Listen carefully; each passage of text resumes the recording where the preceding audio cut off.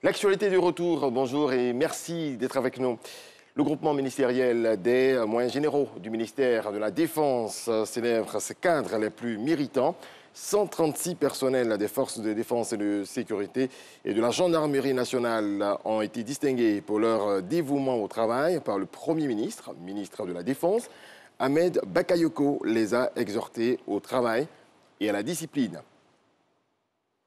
En 2020, 59 000 jeunes ont accédé à l'apprentissage et à l'emploi grâce au PGDEC. Le projet Emploi Jeunes et Développement présente son bilan, un atelier pour présenter les résultats, mais également dégager les perspectives de ce programme financé à hauteur de 50 milliards de francs CFA par la Banque mondiale. Franck Quadio. 59 000 jeunes ont bénéficié d'accompagnement, de financement du projet et certains d'accès à l'emploi de 2012 à 2020, et cela dans le cadre du projet Emploi Jeunes et Développement, PGDEC.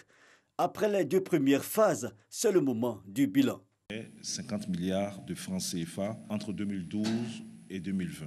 Les résultats probants, à savoir le taux de réalisation de 110% par rapport aux objectifs fixés, avec un taux global de 72% d'insertion des jeunes, sont le fruit d'une implication participative et inclusive de l'ensemble des acteurs dans la mise en œuvre de ce projet. Mais déjà que de satisfaction pour les jeunes bénéficiaires, partenaires et prestataires concernés par le PGDEC. J'ai fait un BT en agriculture, mais avec l'appui du projet incubateur, ça m'a permis de comprendre qu'est-ce que l'entrepreneuriat agricole et de pouvoir mettre en place une structure. C'était pour moi une aubaine.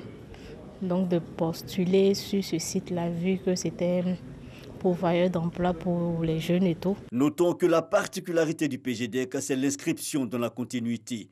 La première phase mise en œuvre pour ouvrir davantage les différents programmes aux collectivités décentralisées. Et cela est apprécié. Les enseignements tirés de ces différentes initiatives montrent bien, au-delà des résultats quantitatifs probants, un retour d'expérience en termes d'apprentissage, d'approche innovante, plus spécifiquement avec les AVEC et les incubateurs. Au nom du Premier ministre Ahmed Bakayoko, parrain de ce séminaire bilan, le ministre de l'Économie et des Finances, Adama Coulibaly, a réaffirmé la volonté du gouvernement et de ses partenaires institutionnels à renforcer leur engagement pour les années à venir. L'objectif à atteindre sur les 5 prochaines années, c'est de pouvoir permettre à 2 millions de jeunes de disposer d'un emploi décent en leur procurant des opportunités et des formations qui leur offriront de véritables perspectives. Notons que la prochaine phase est celle du PGDEC 3. Elle sera mise en œuvre en 2021. Le principe a été déjà acquis entre le gouvernement ivoirien et la Banque mondiale. La politique de transformation de l'agriculture ivoirienne est en marche. Le constat est fait par notre reporter Jean-Louis Gbongbo lors du lancement d'une foire d'exposition au plateau. Au carrefour du terroir se veut le cadre idéal pour faire connaître tous les transformateurs locaux. Suivant. Cœur de tamarin ou de cacao, champignons séchés, cacahuètes de cajou.